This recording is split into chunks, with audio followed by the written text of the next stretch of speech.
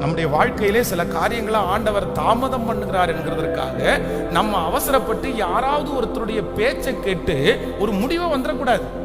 ஆண்டவர் ஏன் தாமதம் பண்றாருன்னு கர்த்தருக்கு மட்டும்தான் தெரியும். கண்டிப்பாக அவருடைய தாமதத்துல கண்டிப்பாக ஒரு ஆசீர்வாதம் அடங்கி இருக்கிறது. அவருடைய தாமதத்துல ஒரு வெற்றி உண்டு.